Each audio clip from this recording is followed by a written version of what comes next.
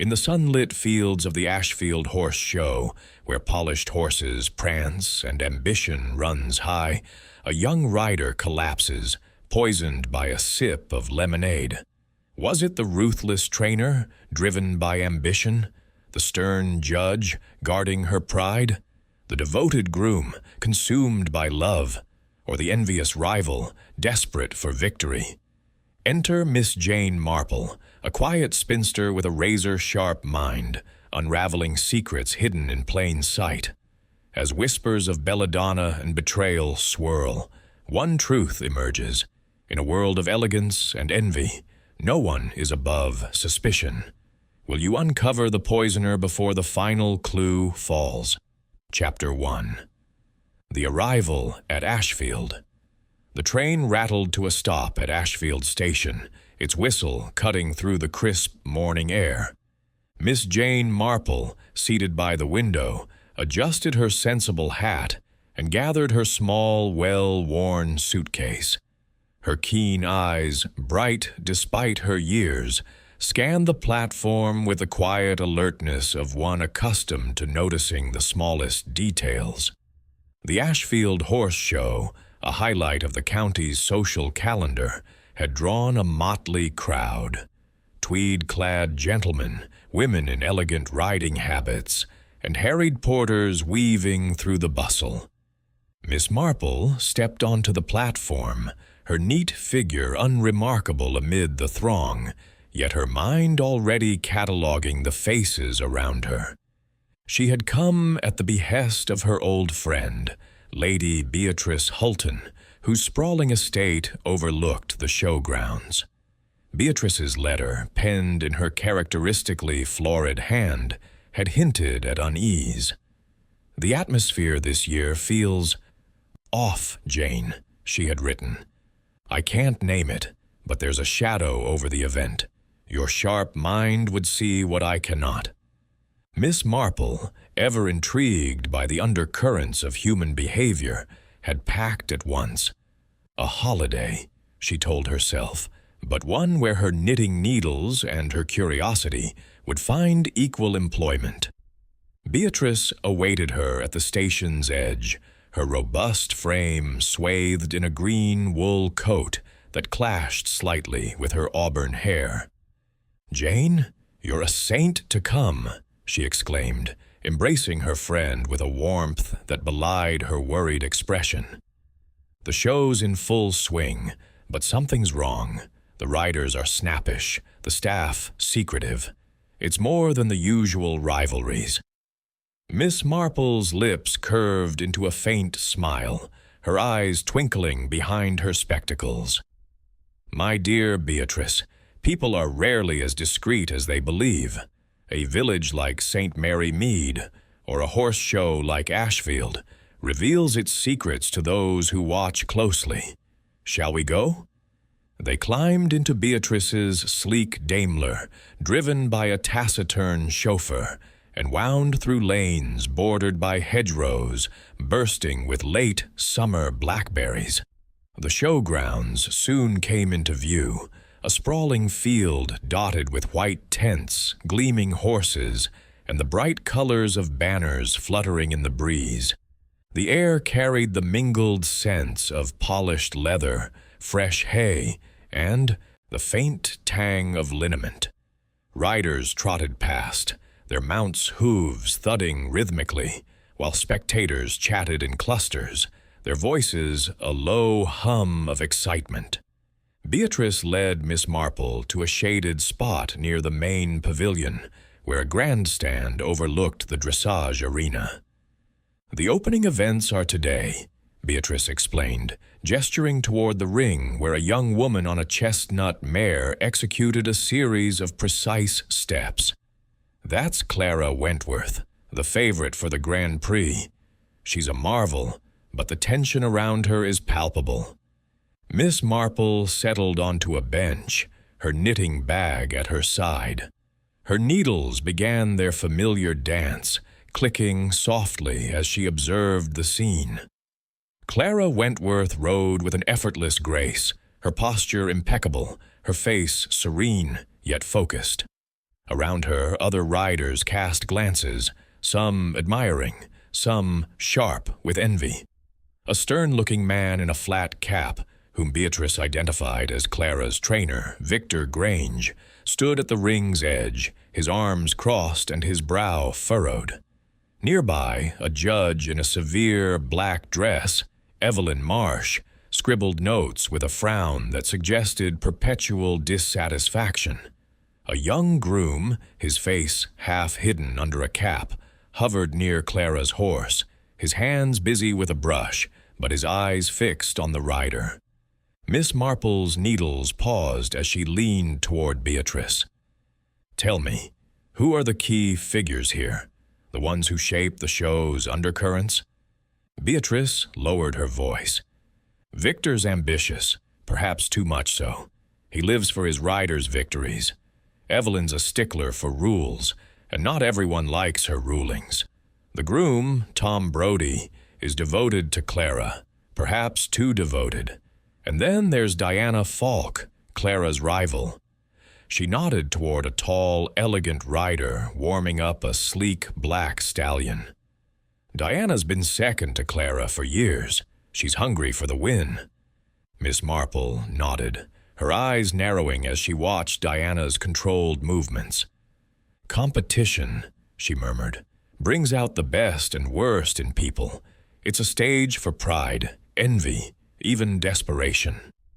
Her gaze swept the crowd, lingering on a volunteer carrying a tray of lemonade glasses, her nervous smile betraying inexperience. "And where there are strong feelings, Beatrice, there are often secrets waiting to be unraveled." Beatrice shivered despite the warm sun. "You make it sound so ominous, Jane." Miss Marple's smile was gentle but knowing. "Not ominous, my dear, merely human. Now, let's watch the show and the people. They'll tell us what we need to know." As the dressage continued, Miss Marple's needles resumed their rhythm, but her mind was far from idle. Ashfield, like her own St. Mary Mead, was a microcosm of ambition and hidden motives. She had no doubt that before the week was out, those motives would reveal themselves, whether their owners wished it or not. Chapter 2. The Collapse. The sun hung high over the Ashfield showgrounds, casting a golden glow across the manicured fields, where the annual horse show unfolded with its peculiar blend of elegance and tension. Miss Jane Marple, seated in the grandstand beside her friend Lady Beatrice Hulton, observed the scene with the quiet intensity of a naturalist studying a complex ecosystem. Her knitting needles moved rhythmically, producing a soft click-clack that blended with the murmur of the crowd, the occasional whinny of a horse, and the rhythmic thud of hooves in the dressage ring below. The air was warm, fragrant with the scent of trampled grass and polished leather, and the spectators, county gentry, local farmers, and eager visitors, chatted animatedly, their voices rising and falling like a tide. Beatrice, her broad face flushed with the excitement of the event, leaned toward Miss Marple, pointing discreetly at the ring. "That's Clara Wentworth again, Jane. She's performing in the afternoon session now. Isn't she splendid? Such poise for one so young." Miss Marple's eyes, sharp behind her spectacles, followed Clara as she guided her chestnut mare, Aurora, through a series of intricate steps. The young rider, no more than 25, sat tall in the saddle, her dark hair neatly braided beneath her helmet, her expression one of serene concentration.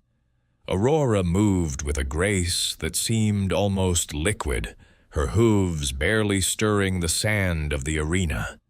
The crowd watched, rapt, as Clara executed a perfect piaffe, the mare's legs lifting in a controlled, almost balletic rhythm. Even Miss Marple, whose knowledge of equestrian matters was limited to what she had gleaned from village pony shows, could appreciate the skill on display. "She is remarkable," Miss Marple agreed, her voice soft but thoughtful. "But talent, Beatrice, often attracts more than admiration. It stirs envy, resentment, even fear. I wonder who watches her with something other than awe." Beatrice frowned, her fingers tightening on the program in her lap. "You're too suspicious, Jane. This is a horse show, not one of your village intrigues." Miss Marple's lips twitched into a faint smile. "My dear, a village or a showground, it makes little difference. Wherever people gather, their natures come with them, and natures, I find, are rarely simple." As Clara completed her performance, a ripple of applause spread through the stands. She dismounted with a fluid motion, patting Aurora's neck before handing the reins to a young groom. "Tom Brody," Miss Marple noted, recognizing the lanky figure from Beatrice's earlier descriptions. Tom's face, half hidden by his cap, softened as he took the mare, his hands gentle but his posture oddly tense. Miss Marple's needles paused for a moment as she filed away the observation. The arena cleared for a brief intermission, and the crowd stirred, some heading for refreshments, while others lingered to discuss the performances. Beatrice nudged Miss Marple. "Come, let's stretch our legs. There's a refreshment tent nearby, and I could use a lemonade. It's beastly hot today." They descended the grandstand, Miss Marple moving with the careful deliberation of her years, though her eyes missed nothing. The refreshment tent was a lively hub, its white canvas flapping gently in the breeze.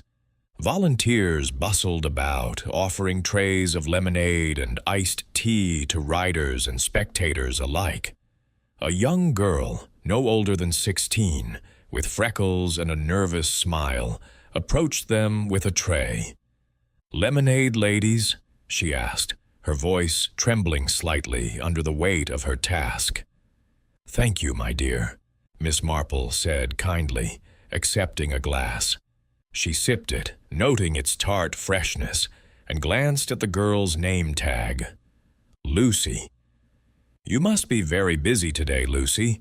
Do you enjoy working at the show?"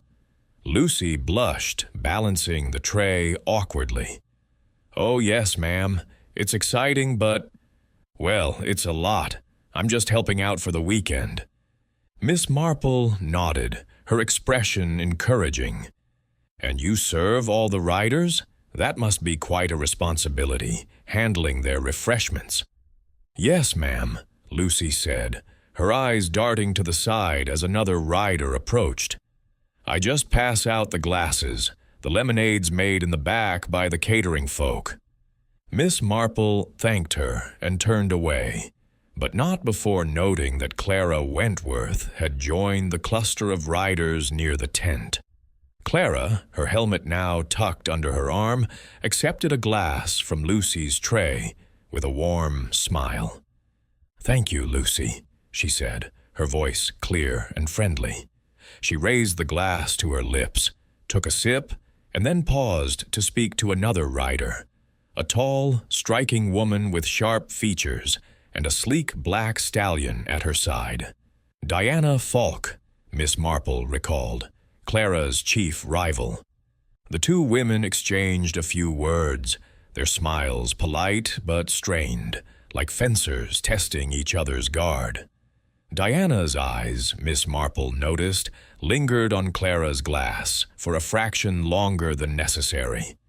Then Clara turned away, her attention caught by Victor Grange, her trainer, who strode toward her with a clipboard in hand. "Clara, we need to review your scores," he said brusquely, his voice carrying over the hum of the crowd.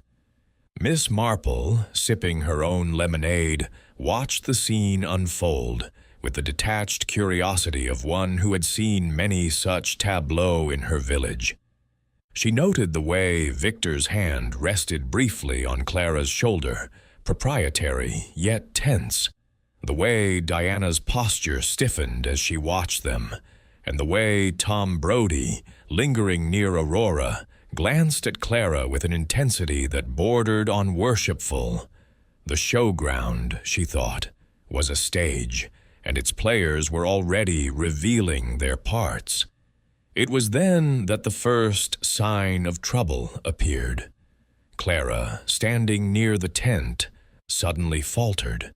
Her hand flew to her throat, and the glass slipped from her fingers, shattering on the ground with a crystalline crash that silenced the nearby chatter. Her face, moments ago radiant, turned ashen, and her knees buckled. She gasped, a choked, desperate sound, and collapsed in a heap, her riding jacket crumpling around her like a fallen banner. A scream pierced the air. Lucy, the volunteer, dropping her tray in shock. The crowd surged forward, voices rising in a chaotic blend of alarm and confusion. "Clara!" Victor shouted, pushing through to kneel beside her. Tom Brody was there in an instant, his face pale with panic as he cradled her head. Diana Falk stood frozen, her eyes wide, while Judge Evelyn Marsh, who had been passing nearby, paused to survey the scene with a frown that suggested irritation rather than concern. Beatrice clutched Miss Marple's arm. "Jane, what's happened? Is she ill?" Miss Marple's needles were still, her knitting bag forgotten as she stepped closer, her small figure slipping unnoticed through the gathering throng. "Not ill, I fear," she murmured, her eyes scanning the broken glass on the ground, its contents seeping into the grass. Something more deliberate, perhaps. Medics arrived swiftly, their white coats stark against the colorful crowd. They knelt beside Clara, checking her pulse and murmuring urgently to one another. "She's breathing, but barely," one said, his voice clipped. "We need to get her to the medical tent, now." As they lifted Clara onto a stretcher, Miss Marple's gaze fell on the shattered glass. A faint, bitter scent lingered, almost imperceptible amid the sweeter notes of lemonade. Her lips pursed and she bent down, ostensibly to adjust her shoe, but her fingers brushed the grass near the spill.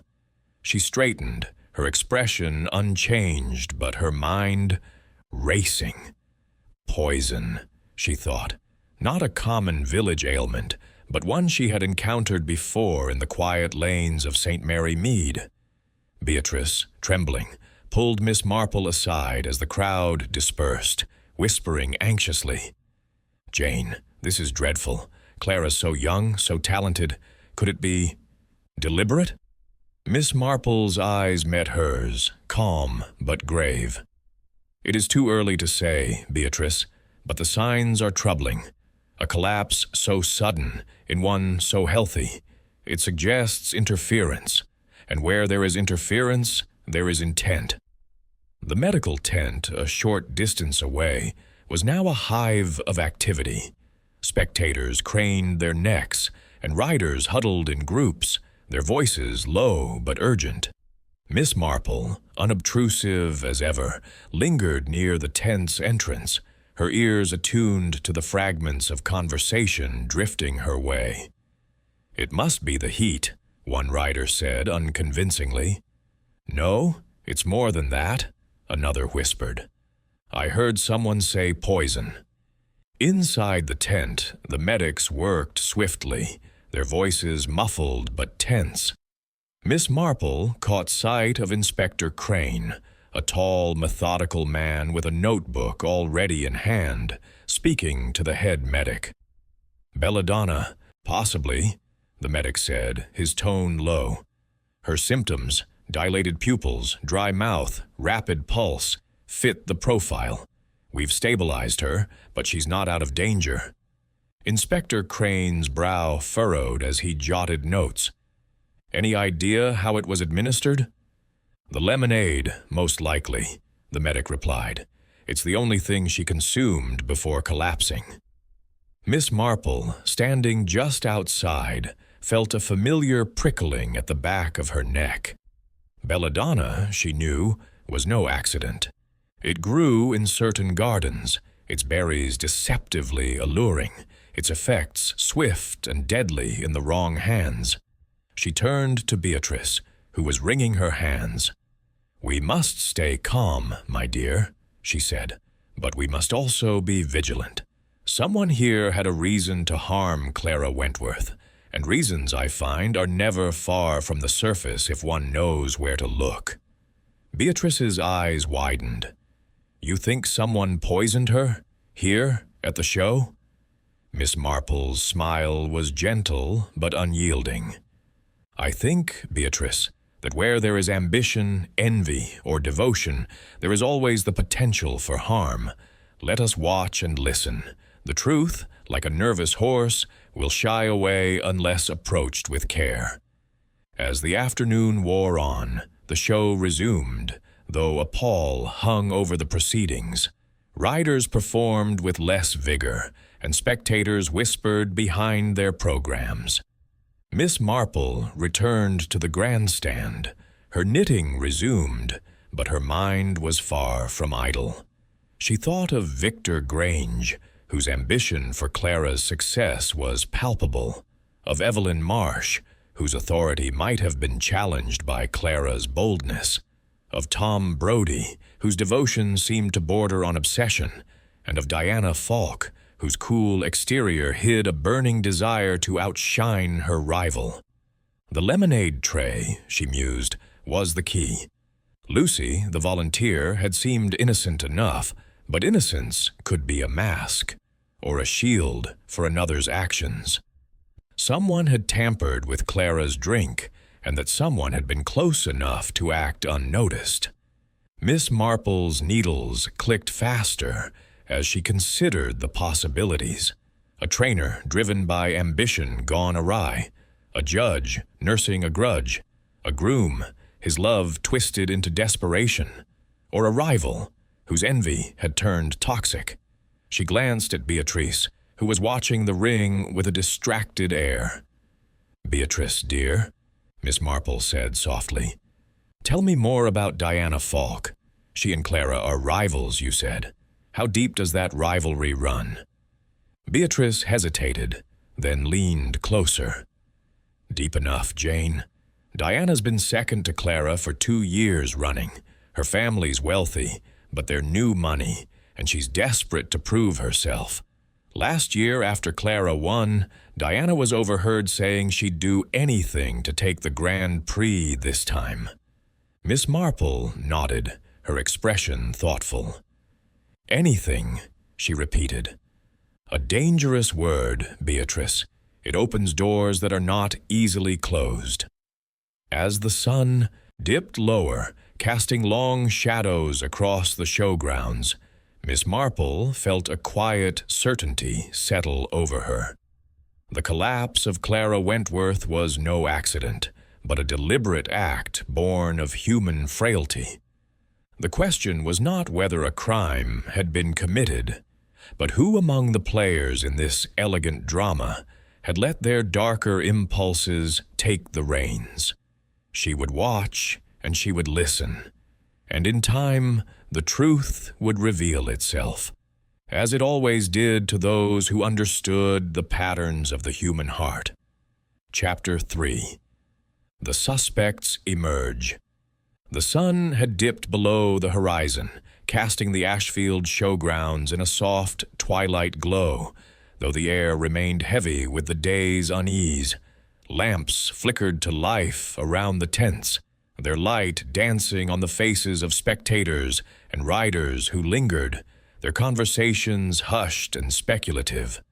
Clara Wentworth's collapse had transformed the festive atmosphere into one of suspicion, and whispers of poison spread like ripples on a pond. Miss Jane Marple, seated in the drawing-room of Lady Beatrice Hulton's manor, sipped a cup of chamomile tea, her knitting resting in her lap. The room, with its chintz curtains and polished mahogany, offered a comforting contrast to the turmoil outside, but Miss Marple's mind was far from at ease. Beatrice, her face etched with worry, paced before the fireplace. "Jane, it's unthinkable," she said, wringing her hands. "Clara's still unconscious, and the doctors are certain it was poison. Belladonna, they say. Who could do such a thing? And at my horse show." Miss Marple's eyes, sharp despite the gentle lamplight, met Beatrice's. "Someone with a reason, my dear," she said softly. "And reasons, I find, are rarely hidden once you know where to look. Tell me, who was closest to Clara today? Who had the means to tamper with her drink?"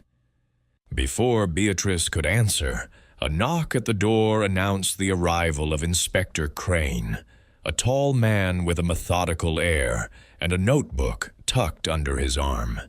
His presence, though calm, carried the weight of authority, and Beatrice ushered him in with a mixture of relief and apprehension. "Inspector, please join us," she said. "Jane, this is Inspector Crane, who's handling the investigation. Inspector, my friend Miss Marple has a knack for seeing things others miss." Crane's eyebrows lifted slightly, but he nodded politely. "Miss Marple, I've heard of your reputation. Any insights you care to share would be welcome, though I assure you, we're pursuing every lead." Miss Marple smiled, her expression demure, but her mind alert. "You're very kind, Inspector. I'm merely an observer, but I find that people often reveal more than they intend. Perhaps you could tell us what you've learned so far? It might help Beatrice and me to understand this dreadful business." Crane settled into an armchair, flipping open his notebook. "Very well. Clara Wentworth was poisoned with belladonna, likely administered through the lemonade she drank just before her collapse. The glass was shattered, so we've no direct evidence from it, but the symptoms are unmistakable. She's stable now, but still unconscious. We're questioning those who were near her at the time of the incident. 4 individuals stand out." Miss Marple's needles resumed their quiet clicking, a rhythm that seemed to steady the room. "4 suspects," she murmured. "Do go on, Inspector." Crane consulted his notes. "First, there's Victor Grange, Clara's trainer. He's a driven man, known for his relentless pursuit of victory. Clara's success is his ticket to prestige, but witnesses say they argued last week, something about her training schedule. He was near the refreshment tent when the lemonade was served." Beatrice nodded, her voice low. "Victor's ambitious, Jane. He's built his career on riders like Clara. But he's harsh, and Clara's been pushing back lately. She's no longer the docile pupil she once was." Miss Marple's eyes narrowed slightly. "Ambition is a powerful force, Inspector. It can blind even the most disciplined mind. What of the others?" Crane turned a page. "Evelyn Marsh, the head judge. She's a formidable woman with a reputation for strictness. Clara challenged her scoring at last year's show, publicly, which didn't sit well. Evelyn was seen near the refreshment tent, though she claims she was only passing by." Beatrice interjected, her tone cautious. "Evelyn's pride is her armor, Jane. She doesn't take kindly to being questioned. Clara's boldness last year made her a target of Evelyn's disapproval." Miss Marple nodded, her needles pausing. "Pride, when wounded, can fester, Inspector. A judge's authority is a delicate thing. Who else?" "Tom Brody, the groom," Crane continued. "He tends Clara's horse, Aurora, and is fiercely devoted to her. Perhaps too much so. He was seen refilling the lemonade jug shortly before Clara took her drink. He's quiet, keeps to himself, but some say he's overly attached to Clara." Beatrice's brow furrowed. Tom's a good lad, but he watches Clara with such intensity. It's not just loyalty, Jane. It's something deeper, almost unsettling. Miss Marple's lips pursed. Devotion can be a beautiful thing, but it can also twist into something darker. And the fourth? Diana Falk, Crane said, his voice taking on a sharper edge.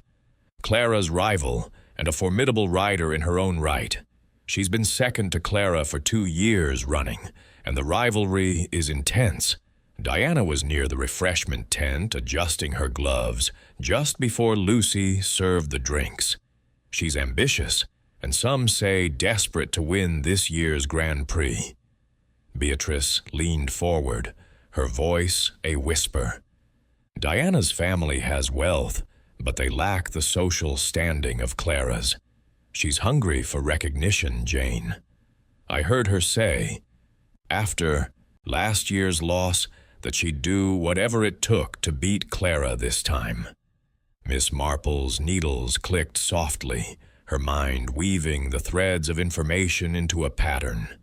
4 people, 4 motives, she said, almost to herself. Ambition, pride, devotion, and envy. Each a seed that under the right conditions could grow into something deadly. Crane closed his notebook, his expression skeptical but curious. You see motives everywhere, Miss Marple, but motives aren't evidence.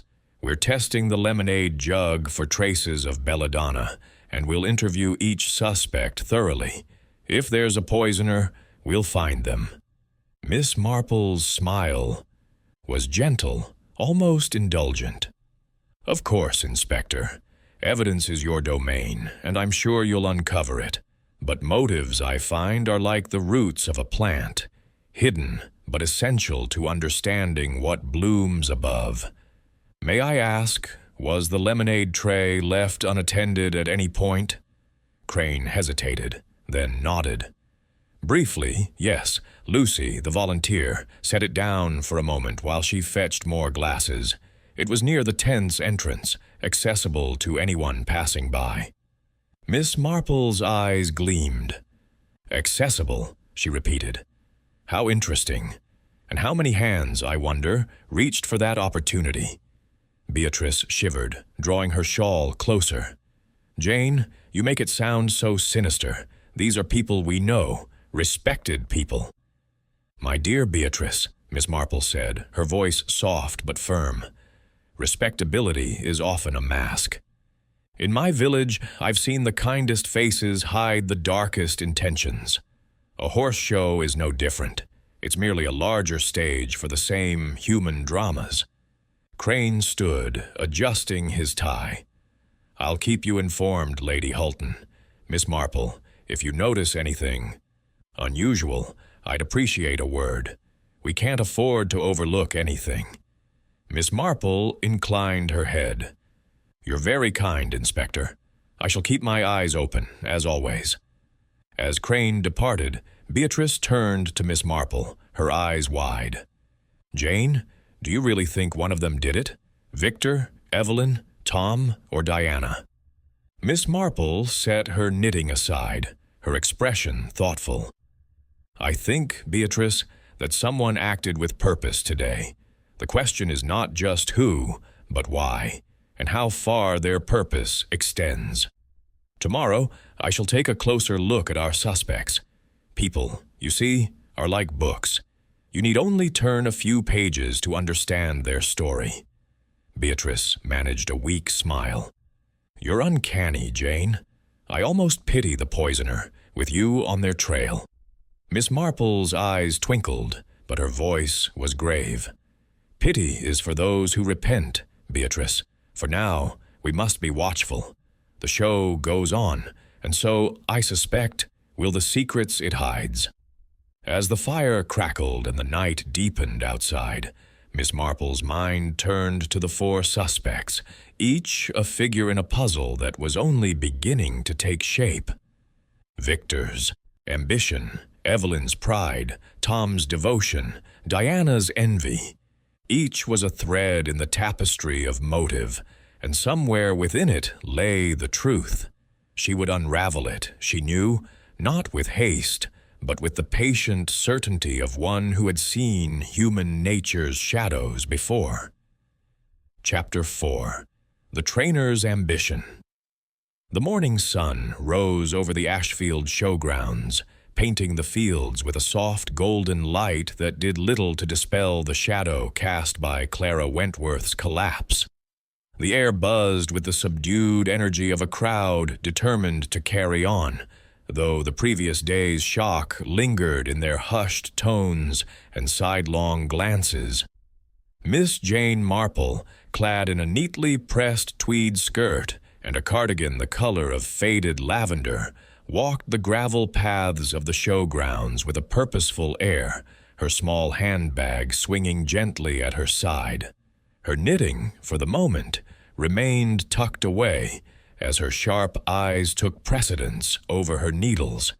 The stables, a long row of whitewashed stalls, fragrant with hay and horse, were her destination. Riders and grooms moved about, tending to their charges with a mix of focus and unease. Miss Marple's unassuming presence allowed her to blend into the scene, a quiet observer whom few noticed, but who missed nothing. Her conversation with Inspector Crane the previous evening had sharpened her interest in the 4 suspects, and she had decided to begin with Victor Grange, Clara's trainer, whose ambition Beatrice had described as both his strength and his potential flaw. Victor was easy to spot, his broad frame and stern demeanor setting him apart. He stood outside a stall, his flat cap pulled low, barking instructions to a young rider who struggled to adjust a saddle. "No, no, tighter," he snapped, his voice carrying the edge of a man unused to being questioned.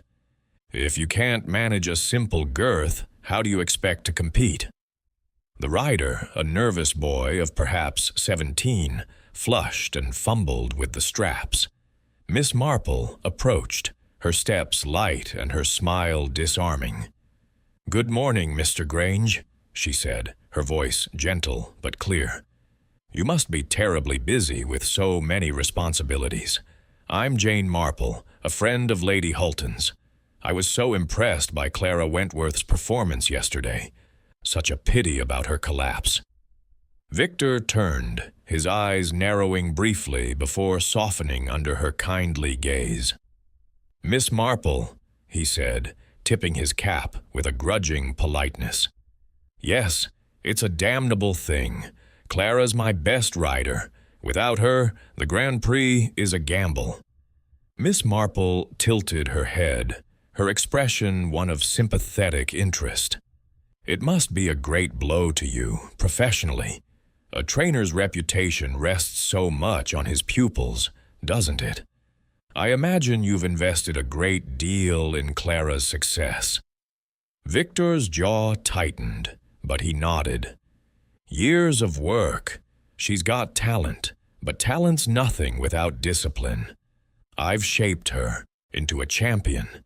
If she doesn't ride, it's not just her loss. It's mine." Miss Marple's eyes flickered with understanding, though her tone remained light. "Of course, it's a partnership, isn't it? Like a gardener tending a prize rose. But even the best gardeners can grow impatient if the rose doesn't bloom as expected. Have you and Clara always seen eye to eye?" Victor's hands clenched, then relaxed, as if he'd caught himself. "We've had our disagreements," he admitted, his voice gruff. "She's young, headstrong, thinks she knows better sometimes. Last week we argued about her training. She wanted to ease off, said she was exhausted. I told her champions don't rest, but I'd never harm her. She's like a daughter to me." Miss Marple nodded, her smile unwavering but her mind cataloging his words. "A daughter," she repeated softly. "How touching. Family ties can be so complex, can't they? Loyalty, pride, even frustration, all tangled together." Victor shifted uncomfortably, his eyes darting to the stall where Clara's mare, Aurora, stood. "I've got work to do, Miss Marple, if you'll excuse me." "Of course," she said, stepping back with a gracious nod. "I shan't keep you, but do take care, Mr. Grange. These are troubling times." As Victor strode away, Miss Marple lingered near the stall, her gaze thoughtful. She noted the tension in his shoulders, the way his hands twitched as if itching to control something, or someone. Ambition, she mused, was a fire that could warm a career or burn it to ashes. In her village of St. Mary Mead, she had seen men like Victor, driven, possessive of their protégés, sometimes to a fault. Had his frustration with Clara's independence pushed him beyond reason? She turned her attention to the stable itself, where grooms moved quietly, their tasks a rhythm of brushes and buckets. Aurora, Clara's chestnut mare, stood calmly, her coat gleaming under the morning light. Miss Marple approached, her fingers brushing the stall's wooden frame as she peered inside. A young groom, not Tom Brody, she noted, glanced up, then returned to his work. "Beautiful creature," Miss Marple said, her voice carrying just enough warmth to invite conversation. "Miss Wentworth must be very proud of her." The groom, a wiry lad with straw in his hair, nodded. "Aurora's a star, ma'am. Clara treats her like royalty. Mr. Grange, though, he's hard on them both, always pushing." Miss Marple's eyebrows lifted slightly. "Pushing? That must be trying for Clara. Does she ever confide in you about it?" The groom hesitated, then shrugged. "Not really, ma'am. She's kind, but she keeps to herself. Tom Brody, that is, he'd know more. He's always with her and Aurora." Miss Marple smiled, filing away the comment. "Thank you, young man. You've been most helpful." As she moved away, her eyes scanned the stable's edges, where tack and supplies were neatly arranged. A small table held a collection of bottles, liniments, she assumed, for the horses. Her gaze lingered on one, its label faded but legible. A veterinary tonic, harmless enough, but it reminded her of the vial she would later find, its bitter scent a clue to darker deeds. For now, she noted the ease with which such bottles could be handled, or mishandled, in a busy stable. Her walk took her past the refreshment tent, now quieter than the previous day. Lucy, the young volunteer, was stacking glasses, her freckled face pale with strain. Miss Marple paused, offering a reassuring smile. "You're doing splendidly, Lucy," she said. "It must be difficult after yesterday's shock." Lucy's hands trembled slightly, and she glanced around before answering. "It's awful, ma'am. Everyone's saying it was poison, and I served that lemonade. What if they think I did it?" Miss Marple's voice was soothing, like a balm. "My dear, no one who looks at you could think such a thing. But tell me, did you notice Mr. Grange near the tray yesterday? He seems such a busy man." Lucy frowned, thinking. "He was around, ma'am, talking to Clara. I don't think he touched the tray, but, well, it was so hectic. I can't be sure." Miss Marple patted her arm. "You've done nothing wrong, Lucy. Just keep your eyes open, and all will be well." As she walked on, Miss Marple's mind turned over Victor's words and demeanor. His claim that Clara was like a daughter rang sincere, yet there was an edge to it, a possessiveness that suggested control rather than affection. In St. Mary Mead, she had known men who saw their protégés as extensions of their own ambitions, their failures or rebellions a personal affront. Had Clara's resistance to Victor's methods pushed him to an extreme? Or was his ambition merely a mask for something deeper? She paused by the arena where the day's events were beginning. Riders trotted their horses in warm-up, their faces a mix of determination and distraction. Victor was there, clipboard in hand, his eyes scanning the competitors with a predator's focus. Miss Marple watched him for a moment, then turned her gaze to the horizon, where the showgrounds met the rolling hills of Beatrice's estate. The truth, she knew, lay not in grand gestures, but in the small, telling details, the glance, the hesitation, the unguarded word. Victor Grange was a piece of the puzzle, but whether he was the poisoner or merely a man consumed by his own fire remained to be seen. As the morning wore on, Miss Marple resolved to speak with the others, Evelyn Marsh, Tom Brodie, and Diana Falk, each a thread in the tapestry of motive she was beginning to weave.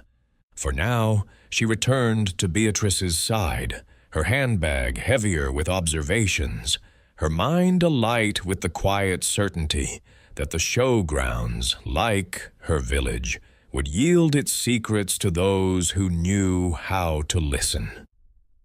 Chapter 5. The Judge's Authority. The second day of the Ashfield Horse Show dawned with a deceptive calm, the early mist clinging to the fields like a gossamer veil.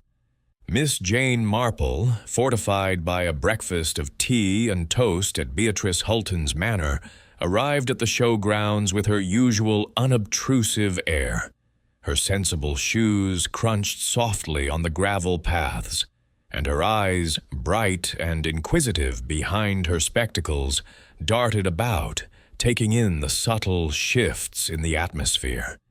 The shock of Clara Wentworth's collapse lingered, but the show pressed on, its rhythm unbroken by the whispers of poison that threaded through the crowd.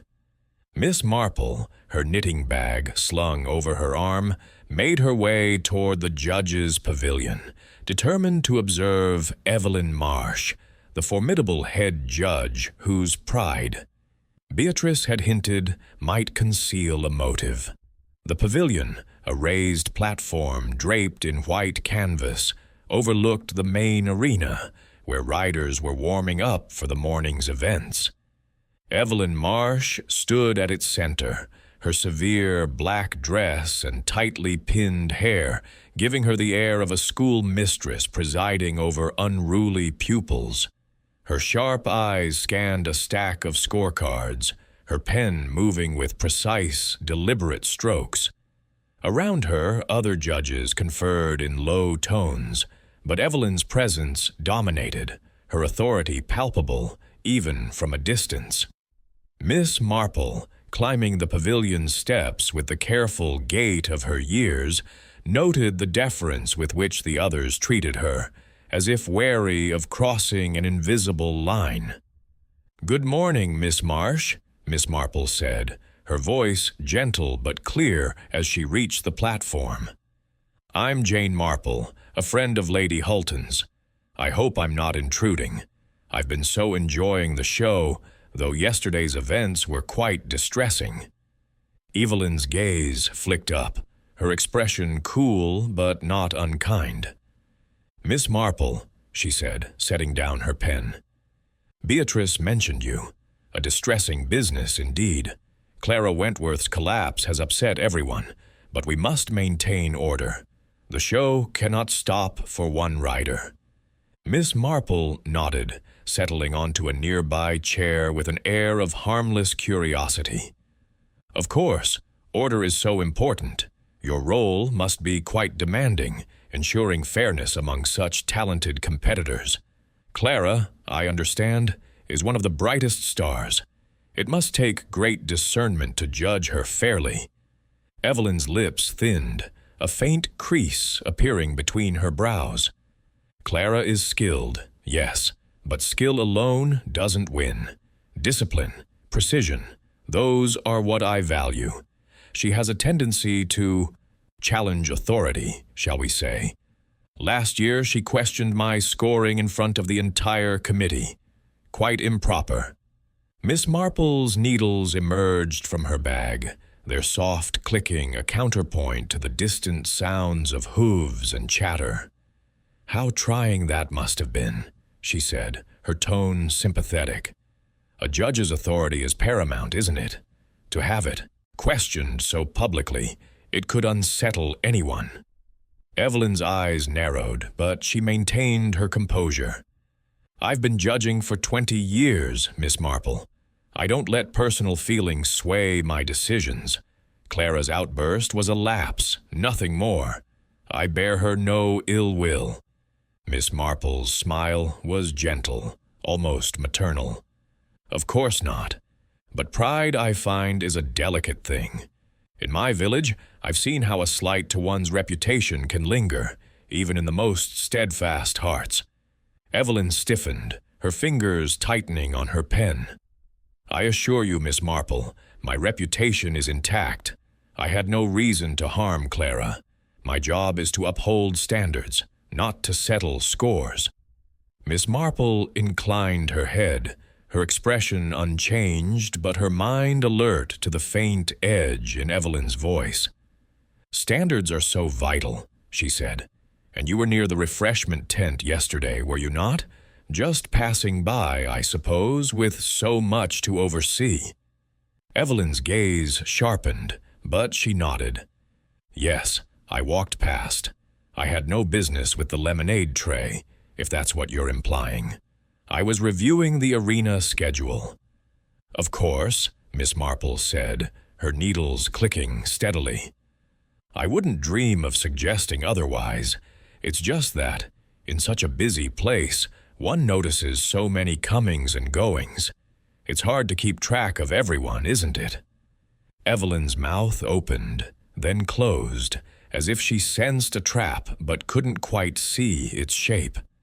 "Quite," she said curtly, then turned back to her scorecards. "If you'll excuse me, I have work to do." Miss Marple rose, her smile unwavering. "Thank you for your time, Miss Marsh. I shall let you get on." As she descended the pavilion steps, Miss Marple's mind turned over the encounter. Evelyn Marsh's pride was evident, a steel rod beneath her composed exterior. In St. Mary Mead, Miss Marple had known women like her, pillars of the community whose authority was their shield, and whose wounds, when struck, could fester into resentment. Clara's public challenge, however trivial it seemed, might have been a deeper cut than Evelyn admitted.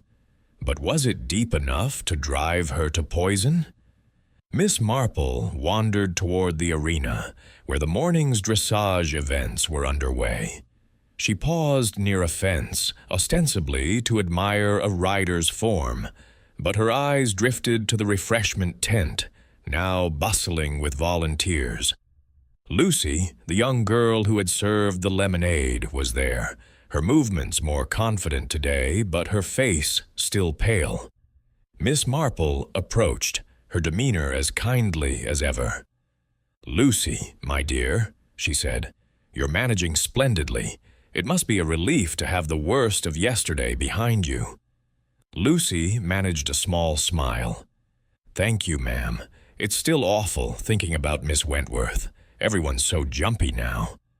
Miss Marple nodded, her eyes soft but searching. "I can imagine. Tell me, did you notice Miss Marsh near the tray yesterday? She mentioned passing by, and I wondered if she seemed preoccupied." Lucy frowned, thinking. "She did walk past, ma'am, but she didn't stop. She looked cross, though, like she always does. I don't think she touched anything." Miss Marple patted her arm. "You're very observant, Lucy. That's a great help. Keep up your good work." As she moved away, Miss Marple's thoughts returned to Evelyn. The judge's denial was firm, but her defensiveness suggested a sensitivity to scrutiny. Pride, Miss Marple knew, could be a motive as potent as envy or greed. In her village, she had seen how a slighted reputation could drive otherwise rational people to irrational acts. Evelyn's role gave her access to the show ground's every corner, including the refreshment tent. But had she the means and the will to tamper with Clara's drink? Miss Marple's stroll took her past the stables, where she caught sight of Victor Grange conferring with another rider. His intensity was undiminished, but his glances toward the medical tent suggested a mind not entirely on his work. She filed away the observation, her thoughts turning to the remaining suspects. Tom Brody's devotion and Diana Falk's rivalry awaited her scrutiny, each a piece in the puzzle that Clara's collapse had laid bare. For now, she returned to Beatrice's side in the grandstand, her knitting resumed, but her mind far from idle. Evelyn Marsh, with her rigid authority and wounded pride, was a figure to watch. The showgrounds, like the quiet lanes of St. Mary Mead, were a stage for human frailties, and Miss Marple knew that the truth, like a shadow, would emerge in its own time, provided one had the patience to wait. Chapter 6. The Groom's Devotion. The midday sun cast sharp shadows across the Ashfield showgrounds, where the clatter of hooves and the hum of spectators blended into a restless symphony. Miss Jane Marple, her small figure unremarkable amid the bustling crowd, made her way toward the stables, her knitting bag tucked under her arm like a faithful companion. The morning's encounter with Evelyn Marsh had sharpened her focus, but now her thoughts turned to Tom Brody, the young groom whose devotion to Clara Wentworth, Beatrice had suggested, carried an intensity that bordered on the unsettling. In Miss Marple's experience, such devotion could be a beacon of loyalty or a flame that consumed reason. The stables were a haven of quiet industry, their cool interiors a respite from the sun's glare. Horses snorted softly, their coats gleaming under the careful hands of grooms who moved with practiced efficiency. Miss Marple's eyes scanned the rows of stalls until they settled on Tom Brody, a lanky figure in a worn jacket, brushing Clara's chestnut mare, Aurora, with a tenderness that seemed almost reverent. His cap was pulled low, shadowing his face, but his movements were deliberate, each stroke of the brush a silent act of care. Miss Marple approached, her steps soft on the straw-strewn floor. "Good afternoon, Mr. Brody," she said, her voice warm and unassuming. "You take such wonderful care of Aurora. She's a beautiful creature, and I'm sure Miss Wentworth is grateful for your dedication." Tom started slightly, his hand pausing mid-stroke. He glanced up, his eyes wary but softened by her kindly demeanor. "Thank you, ma'am," he mumbled, his voice low and rough. "Aurora's special. Clara, Miss Wentworth, she trusts me with her." Miss Marple smiled, settling onto a nearby bench as if merely resting her feet. "It's a rare thing, such trust," she said, her needles emerging from her bag with their familiar click. "You must be very close to Miss Wentworth, working so closely with her horse. She seems a kind young woman." Tom's cheeks flushed, and he returned his attention to Aurora, his brush moving faster. She's good to me," he said. "Not like some riders, who treat grooms like dirt. Clara always says thank you, always asks how Aurora's doing. She cares." Miss Marple's eyes twinkled, though her expression remained gentle. "Kindness is a gift, isn't it? It can inspire great loyalty. In my village, I've seen how a kind word can bind people together, or sometimes make them feel more than they should." Tom's hand stilled, and he glanced at her, his eyes flickering with something. Guilt, perhaps, or fear. "I just do my job, ma'am," he said quickly. "I'd never do anything to hurt Clara. She's everything." Miss Marple nodded, her needles clicking steadily. "Of course, Mr. Brody. Your devotion is clear, but it must be hard, seeing her in such danger now. Were you near the refreshment tent yesterday, when she took that fateful drink?" Tom's face paled, and he gripped the brush tightly. "I was there," he admitted, his voice barely above a whisper. "I brought a jug of lemonade to refill the tray. Lucy asked me to fetch it from the catering tent, but I didn't touch the glasses, I swear." Miss Marple's smile was reassuring, but her mind was alert. "I'm sure you didn't, Mr. Brody. It's just that, in such a busy place, one wonders who might have had a moment to act unnoticed. You see so much working here. Did you notice anyone lingering near the tray? Perhaps someone who seemed out of place?" Tom hesitated, his eyes darting to the side. "It was crowded," he said. "Miss Falk, Diana, she was there, fixing her gloves, and Mr. Grange was talking to Clara nearby. I didn't see anything strange, though. I was just doing my job." Miss Marple's needles paused, her gaze soft but penetrating. "You're very observant, Mr. Brody. That's a valuable trait. In my village, I've known young men like you, so dedicated to those they admire. Sometimes their feelings run deep, deeper than they intend." Tom's flush deepened, and he turned away, focusing on Aurora's mane. "I just want Clara to be safe," he muttered. "She doesn't deserve this." Miss Marple rose, her movements slow and deliberate. "No, she doesn't," she said kindly. "Thank you, Mr. Brody. You've been most helpful." As she left the stable, Miss Marple's thoughts churned. Tom Brody's devotion was palpable, a quiet fire that burned in his eyes when he spoke of Clara. In St. Mary Mead, she had seen such devotion before. Young men who placed their hopes on a single person, their admiration teetering on obsession. Could such feelings, if unreturned, have twisted into something darker? Tom's presence at the refreshment tent, handling the lemonade jug, placed him perilously close to the crime. Yet his sincerity, his evident distress, suggested a heart more wounded than malicious. Her walk took her past the arena, where the day's events continued under a sky now dotted with clouds.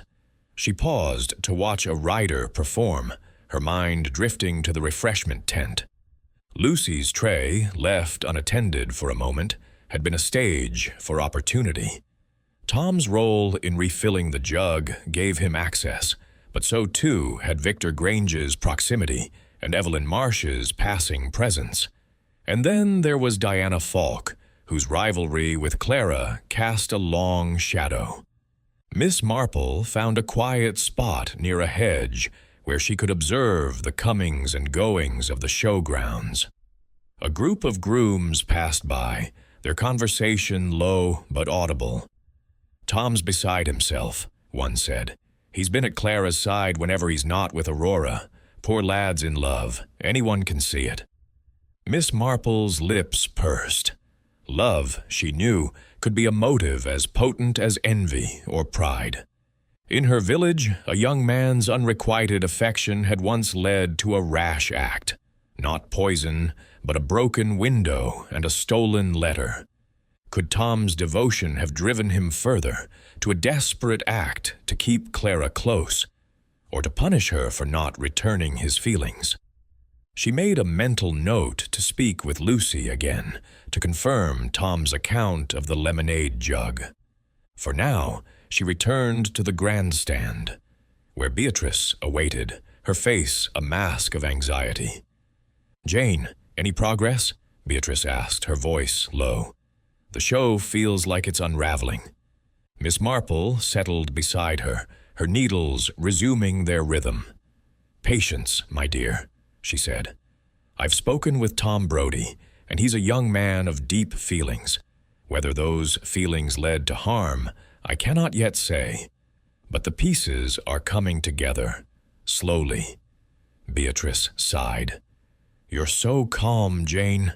How do you do it with all this suspicion around us? Miss Marple's smile was faint but knowing. In St. Mary Mead, Beatrice, I've learned that human nature is the same, whether in a village or a showground. People wear their hearts on their sleeves, if you know where to look. Tom Brody's heart is clear, devoted, perhaps too much so. The question is whether that devotion turned to poison. As the afternoon unfolded, Miss Marple's thoughts turned to Diana Falk, the final suspect in her quartet. The rival rider's ambition and envy awaited her scrutiny, and she sensed that the truth, like a skittish horse, was drawing nearer. For now she watched and listened, her needles clicking like a metronome, counting out the moments until the next revelation. Chapter 7. The Rival's Envy. The Ashfield Horse Show pressed on under a sky now heavy with clouds, the air thick with the promise of rain. The arena buzzed with activity, riders guiding their mounts through practiced routines, while spectators murmured, their enthusiasm tempered by the shadow of Clara Wentworth's collapse. Miss Jane Marple, her small figure clad in a familiar tweed skirt and cardigan, stood near the practice ring, her knitting bag at her side, but her hands idle for the moment. Her sharp eyes followed Diana Falk, Clara's chief rival, whose sleek black stallion moved with a precision that rivaled Clara's own. Diana's icy composure and flawless form had drawn attention, but Miss Marple was more interested in what lay beneath that polished exterior. Diana dismounted after a warm-up, her movements crisp and deliberate as she handed the reins to a groom. Not Tom Brody, Miss Marple noted. The rival rider's blonde hair was pulled tightly beneath her helmet, and her eyes, a cool shade of blue, scanned the crowd with a detachment that bordered on disdain. Miss Marple, ever adept at blending into the background, approached with the air of an elderly aunt admiring the spectacle. "Miss Falk," she said, her voice warm and unthreatening, "I must congratulate you on your riding. Such elegance. I'm Jane Marple, a friend of Lady Hulton's. You must be thrilled to compete in such a prestigious event." Diana's gaze flicked to Miss Marple, assessing her with a quick, almost dismissive glance, before softening into a practiced smile. "Thank you, Miss Marple," she said, her tone polite but cool. "It's a competitive field, but I'm prepared." Miss Marple's eyes twinkled, undeterred by the younger woman's reserve. "Oh, I'm sure you are. I've heard you're Clara Wentworth's closest rival. It must be exhilarating, vying for the Grand Prix against such talent. Though it's dreadful, what happened to her yesterday?" Diana's smile tightened, and she adjusted her gloves with a small, precise movement. "It's terrible, of course," she said. "Clara's a strong rider. I hope she recovers soon." Miss Marple nodded, her expression one of gentle concern. "Indeed, it's so unsettling, isn't it? A young woman like that, struck down so suddenly. I understand you were near the refreshment tent when she took her drink. It must have been a shock to see her collapse." Diana's fingers stilled on her gloves, and her eyes narrowed slightly. "I was there, yes, but only briefly. I was adjusting my gear. I didn't see anything unusual." Miss Marple's needles appeared, their soft clicking a soothing counterpoint to the tension in Diana's voice. "Of course," she said. "It's such a busy place, the showgrounds. So many people coming and going. I suppose you and Clara must know each other well, being rivals for so long. It's a curious thing. Rivalry. It brings out such passion, doesn't it? Diana's lips pressed into a thin line. Clara's talented, but I'm better. I've worked harder, trained longer. This year I'll prove it. That's all there is to it. Miss Marple's smile was gentle, but her gaze was sharp. Such determination. In my village, I've seen how competition can stir the heart, sometimes to great heights, sometimes to darker places. One might do almost anything to secure a victory. Mightn't one? Diana's eyes flashed, but she maintained her composure. Not anything, Miss Marple. I play fair. I don't need to resort to underhanded tactics to win. Miss Marple inclined her head, her needles clicking steadily. Of course, my dear. Fairness is the mark of a true champion. But tell me, do you ever find it trying, always being second to Clara? It must weigh on one, year after year. Diana's posture stiffened, and for a moment, her cool facade slipped, revealing a flicker of resentment. It's not about being second, she said sharply. It's about earning what's mine. Clara's had her time. This year, it's mine. Miss Marple nodded, as if merely absorbing a pleasant anecdote. How inspiring, she said. Thank you for indulging an old woman's curiosity, Miss Falk. I wish you luck in the competition. As Diana turned away, leading her stallion toward the stables, Miss Marple watched her go, her mind cataloging the exchange. Diana's envy was a tangible thing, a current beneath her polished exterior. In St. Mary Mead, Miss Marple had known women whose smiles hid bitterness, their ambitions thwarted by another's success. Diana's words, her insistence on fairness, rang hollow against the heat of her resentment. Had that resentment driven her to slip something into Clara's lemonade? Miss Marple's stroll took her toward the refreshment tent, where Lucy was busy arranging trays for the afternoon's events. The young volunteer looked up, her freckled face brightening at the sight of Miss Marple. "Hello again, ma'am," she said. "It's a bit calmer today, thank goodness." Miss Marple smiled, her demeanor as kindly as ever. "You're doing wonderfully, Lucy. I was just thinking about yesterday, and how hectic it must have been. You mentioned Miss Falk was near the tray, adjusting her gloves. Did she seem distracted, perhaps?" Lucy frowned, her hands pausing over a stack of glasses. "She was fussing with her gloves, ma'am, but she didn't touch the tray. At least, I don't think so. She was standing close, though, and she looked, well, tense, like she was watching something." Miss Marple's eyes gleamed. "Watching something or someone? You're very observant, Lucy. That's most helpful." As she moved away, Miss Marple's thoughts turned to the refreshment tent's chaotic moments. Diana's presence, so close to the tray, offered opportunity, but opportunity alone was not proof.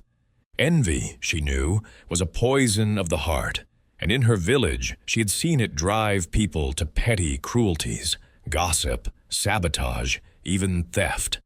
Could it have driven Diana further, to a vial of belladonna and a desperate act? She paused near the arena, where Diana was now conferring with her own trainer, her gestures sharp and animated. The contrast between her cool public face and this private intensity was striking, and Miss Marple filed it away. Envy, like ambition or pride, could fester in silence, its effects only visible when it was too late. Returning to the grandstand, Miss Marple found Beatrice, who was watching the riders with a distracted air. "Jane, you've been busy," Beatrice said, her voice low. "Any revelations?" Miss Marple settled beside her, her needles resuming their rhythm. "Only observations, my dear," she said. Diana Falk is a young woman of great ambition, but also great resentment. Her rivalry with Clara is more than professional. It's personal. Whether that resentment led to poison, I cannot yet say, but it bears watching. Beatrice shivered, pulling her shawl closer. You make it sound so cold, Jane. To think someone we know could do this. Miss Marple's smile was faint but knowing. Coldness, Beatrice, is often born of heat, of passion, envy, or desperation. Diana Falk's heart burns with the need to win. The question is whether that fire consumed her judgment. As the clouds thickened overhead, Miss Marple's thoughts turned to the next piece of the puzzle. The refreshment tent, the vial she would later find, the bitter scent of belladonna. All were threads in a tapestry she was beginning to weave. Diana Falk, with her envy and opportunity, was a key figure. But the truth, she knew, lay in the interplay of all the suspects. For now, she watched and waited, her needles clicking like a metronome, measuring the moments until the next clue emerged. Chapter 8. The Lemonade Tray. The Ashfield Horse Show carried on under a sky now bruised with clouds, the air heavy with the threat of rain that mirrored the unease settling over the grounds. Miss Jane Marple, her small figure clad in her familiar tweed and cardigan, moved through the crowd with the quiet grace of one, accustomed to being overlooked. Her knitting bag hung at her side, a silent companion, but her mind was far from idle, turning over the threads of suspicion that Clara Wentworth's collapse had unraveled. The refreshment tent, where the poisoned lemonade had been served, was her focus now, a stage where opportunity and intent had briefly converged. She intended to examine it closely, for in her experience, the smallest details often held the key to the darkest deeds. The tent stood near the main arena, its white canvas flapping gently in the rising breeze. Volunteers bustled about, their trays laden with glasses of lemonade and iced tea, though their smiles were more strained than the day before. Miss Marple's sharp eyes scanned the scene, noting the ebb and flow of riders, grooms, and spectators who passed through. The tent's open sides made it a crossroads of sorts, a place where anyone might linger unnoticed in the chaos of the show. She approached slowly, her steps deliberate, her expression one of mild curiosity that belied the keenness of her observations. Lucy, the young volunteer who had served the fateful glass, was stacking empty trays near a table, her freckled face creased with worry. Miss Marple offered a reassuring smile as she drew near. "Good afternoon, Lucy," she said, her voice as soothing as a cup of tea. "You're managing splendidly under such trying circumstances. It must be quite a responsibility, handling the refreshments for so many." Lucy looked up, her hands pausing. "Thank you, ma'am," she said, her voice soft but tinged with nerves. "It's been awful, with what happened to Miss Wentworth. Everyone's looking at me like I did something wrong." Miss Marple's eyes softened, though her mind was alert. "My dear, no one who knows you could think such a thing. You were simply doing your duty, weren't you? Tell me, how exactly do you prepare the trays? It's such a curious process, and I know so little about it." Lucy relaxed slightly under Miss Marple's kindly gaze. "It's simple, really," she said.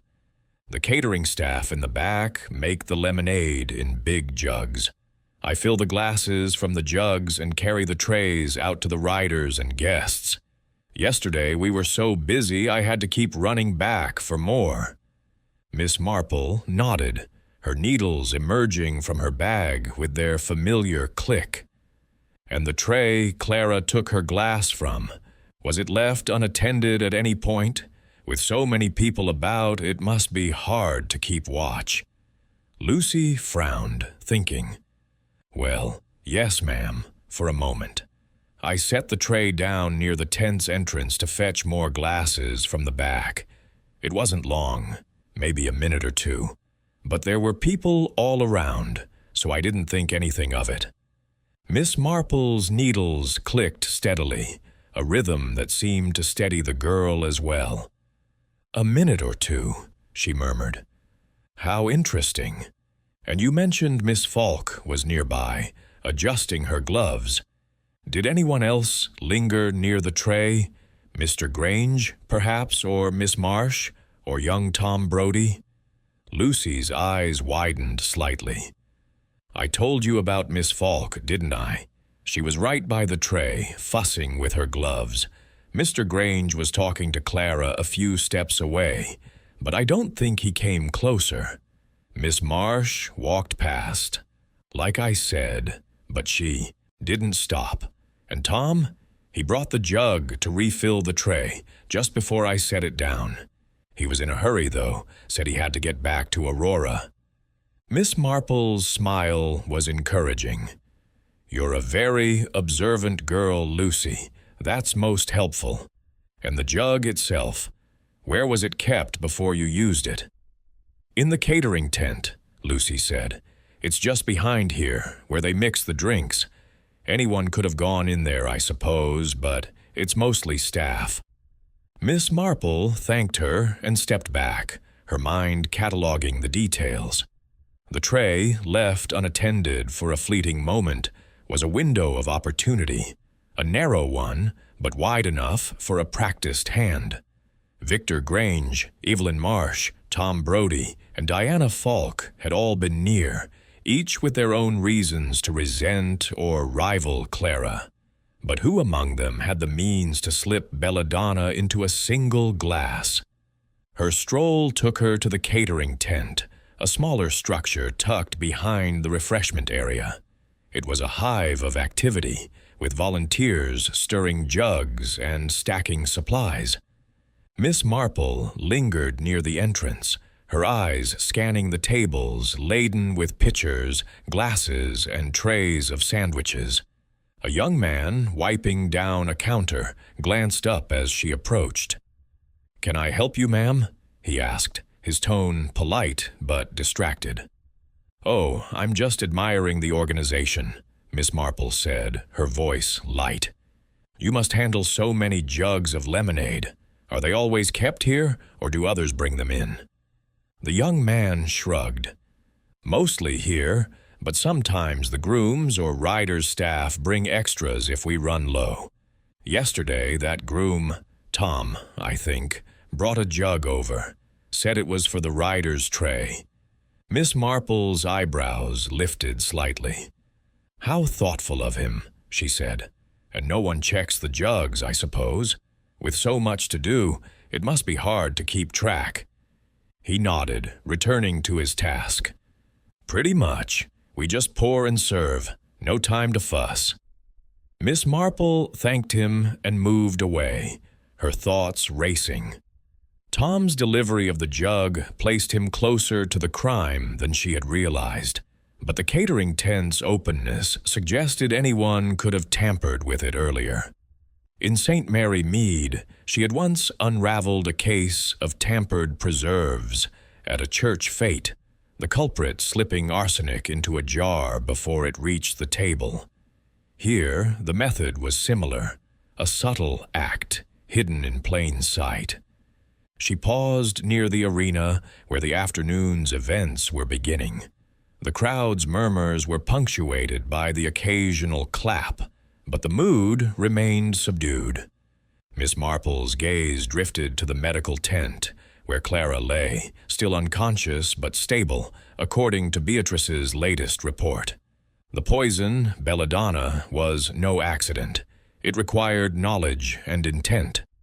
Her mind turned to the suspects: Victor's ambition, Evelyn's pride, Tom's devotion, and Diana's envy. Each had been near the tray, each with a motive that could have festered into malice.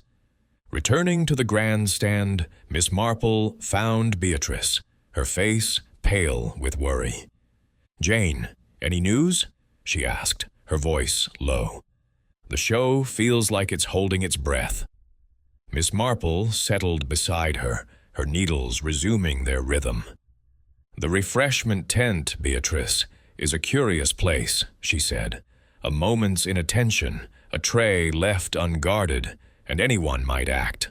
Lucy's account confirms our suspects were near, but it's the jug Tom brought that intrigues me. Opportunity abounds, but intent is harder to pin down." Beatrice's eyes widened. "You think Tom—" Miss Marple's smile was gentle but firm. "I think, my dear, that we are close to the heart of it. The tray, the jug, the fleeting moment. They point to someone who knew Clara's habits, who could act swiftly and unseen.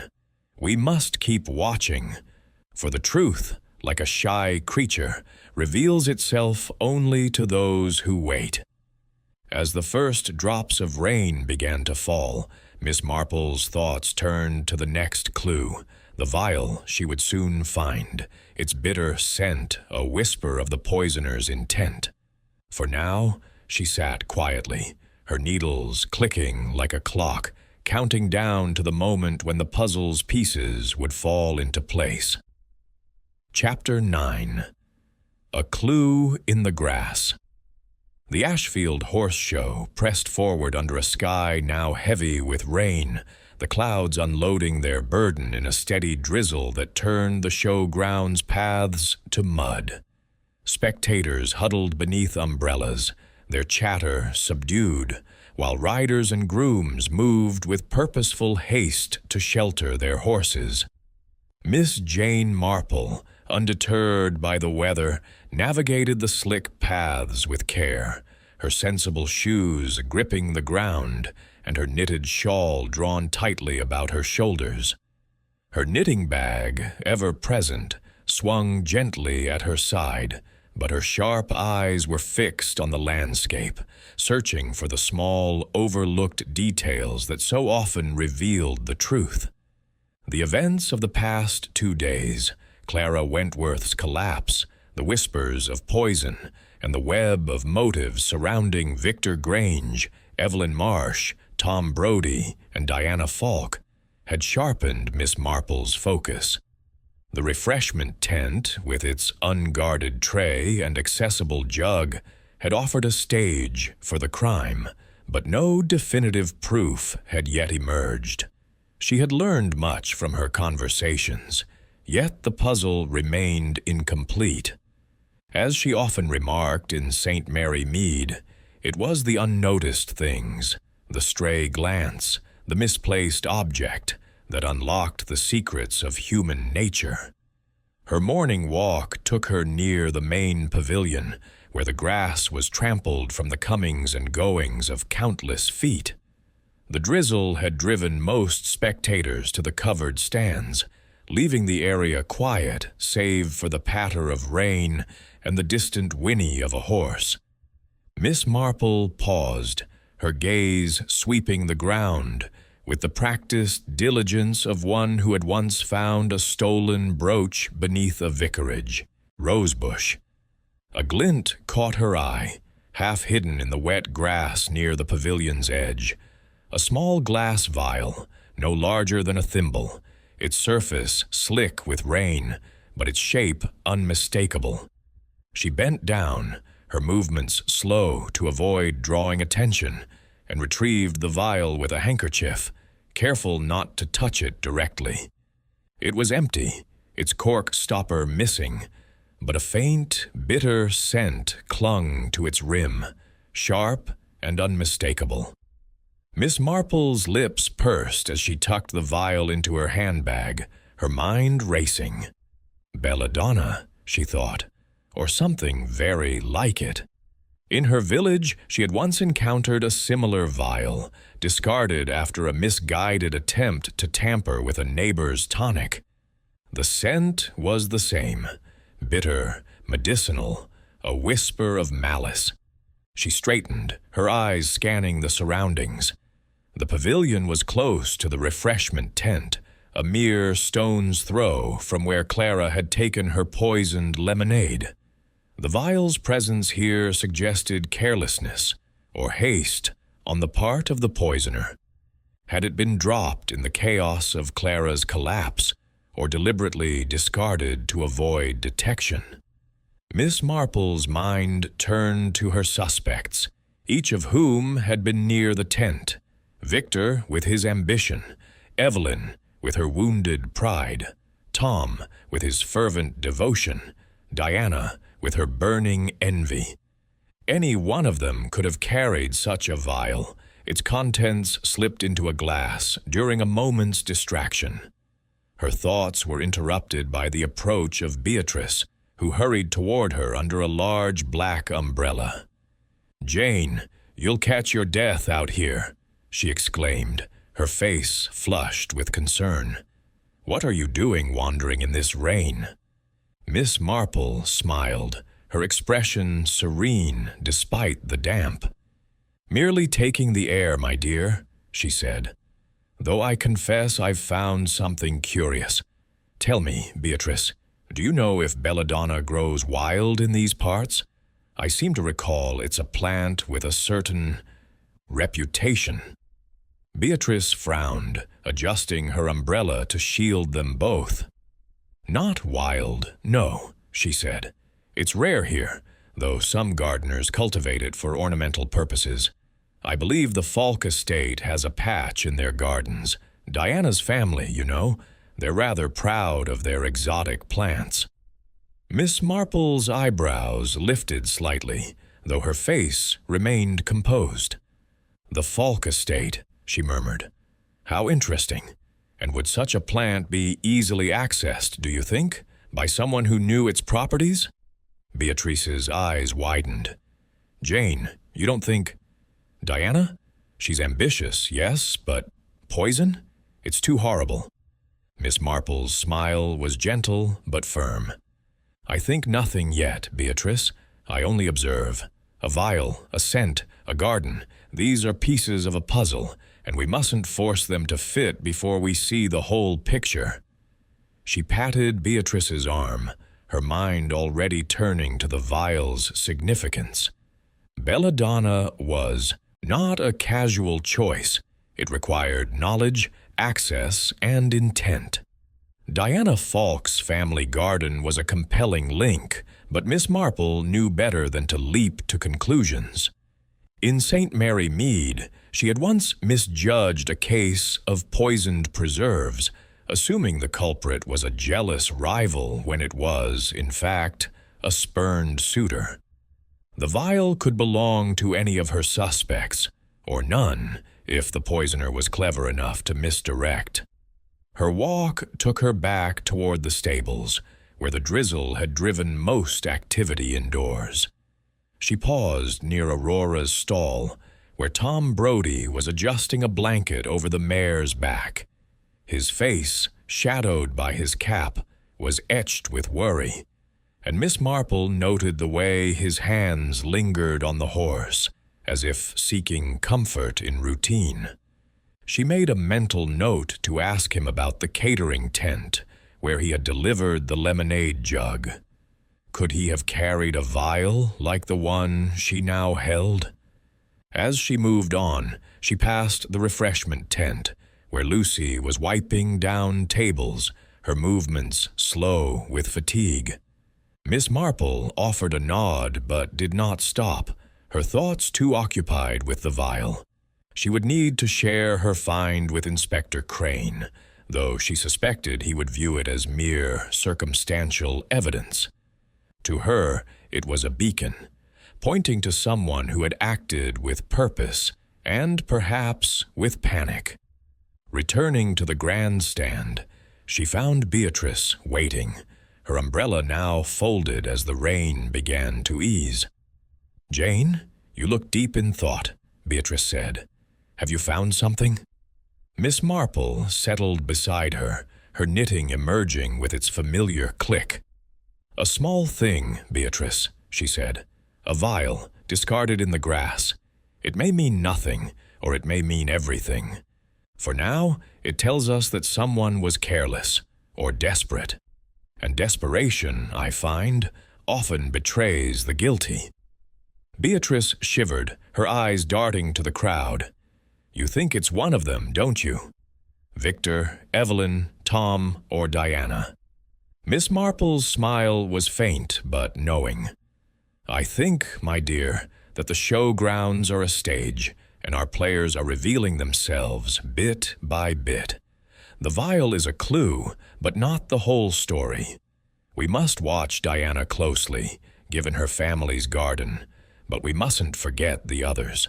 Ambition, pride, devotion, envy, they all leave traces if we know where to look. As the drizzle faded and the sun peeked through the clouds, Miss Marple's thoughts turned to the next step. The vial would need to be tested, its scent confirmed, and its origins traced.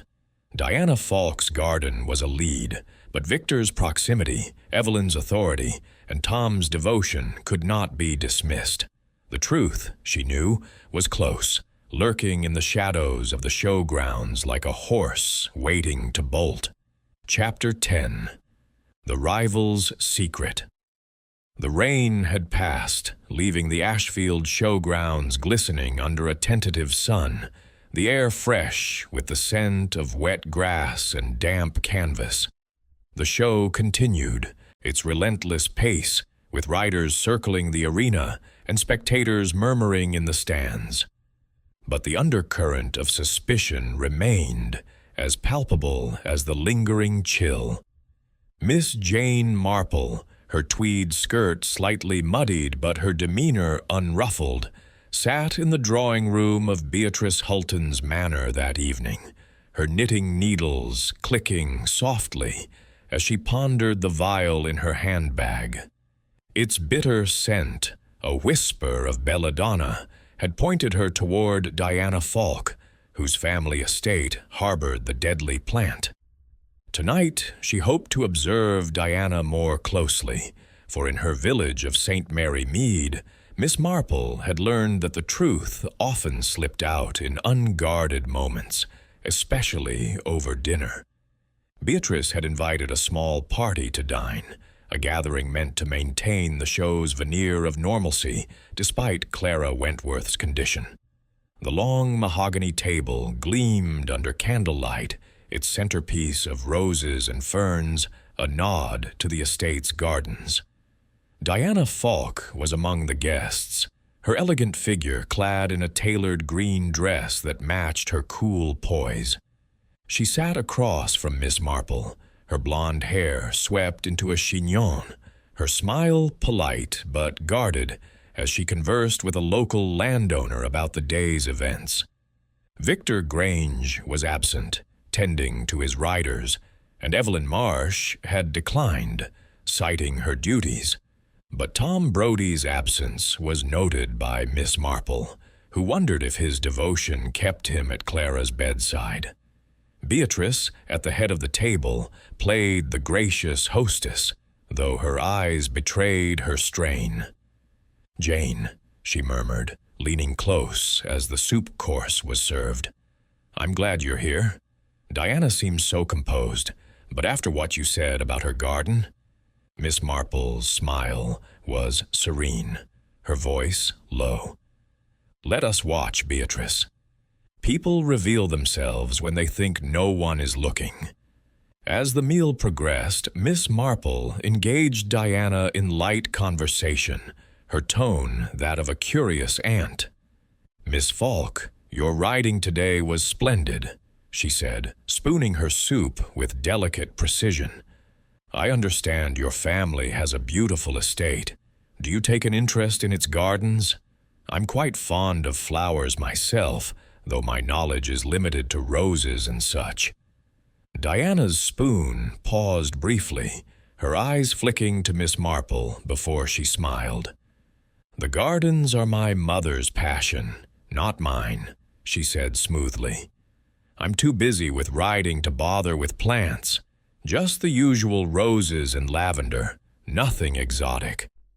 Miss Marple's needles, resting in her lap, twitched slightly, though her face remained placid.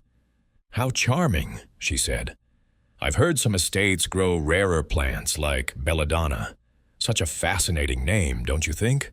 So beautiful, yet so dangerous." Diana's smile faltered, a fleeting crack in her composure, and her fingers tightened on her spoon. "I wouldn't know," she said quickly, her voice a shade too sharp. "We stick to ordinary flowers. Excuse me, I must speak to Mr. Harrow about tomorrow's schedule." She rose abruptly, her napkin falling to the chair, and moved to the other end of the table, where she engaged the landowner in animated conversation. Miss Marple exchanged a glance with Beatrice, her eyes gleaming with quiet satisfaction. "A sensitive topic, it seems," she murmured. "In my village, I've found that those who protest their ignorance most loudly often know more than they admit." Beatrice's brow furrowed. "You think she's hiding something, Jane?" "I think," Miss Marple replied, her needles resuming their rhythm, "that Miss Falk is not as indifferent to her gardens as she claims, but we must be careful. Suspicion is not proof, and proof is what we need." The dinner continued, the clink of silverware and soft laughter masking the tension that Miss Marple felt like a pulse beneath the surface. Diana's quick deflection, her nervous glance, suggested a secret, but secrets, Miss Marple knew, were slippery things. In St. Mary Mead, she had once unraveled a case of stolen jewels by noting a maid's too quick denial of a trivial matter. Diana's reaction to the mention of belladonna was a thread to tug, but not yet the whole tapestry. As the dessert course was served, a delicate lemon tart, Miss Marple's thoughts turned to the vial she had found. She had not yet shared it with Inspector Crane, preferring to gather more context before presenting it. The vial, with its bitter scent, was a tangible link to the poison, and Diana's family garden made her a compelling suspect. Yet Victor's ambition, Evelyn's pride, and Tom's devotion remained in play, each a potential source of the malice that had struck Clara. After dinner, as the guests lingered over coffee, Miss Marple excused herself to the terrace, where the night air was cool and the stars peeked through the clearing clouds. Beatrice joined her, her face pale in the moonlight. "Jane, you're so calm," she said. "How do you manage it with all this suspicion swirling?" Miss Marple's smile was faint but warm. "Practice, my dear," she said. "In St. Mary Mead, I've seen how people's secrets bubble to the surface, given time. Diana's unease tonight tells me she knows more than she lets on. Whether it's guilt or merely fear, I cannot yet say. But the vial and her garden are pieces we must hold close." Beatrice shivered, pulling her shawl tighter. "What now, Jane? Will you tell Inspector Crane about the vial?" "Soon," Miss Marple said, her eyes fixed on the distant lights of the showgrounds. "But first I must be sure. The truth, Beatrice, is like a shy horse. It bolts if you approach too quickly. We must coax it out with care." As they returned to the drawing room, Miss Marple's mind was alight with possibilities.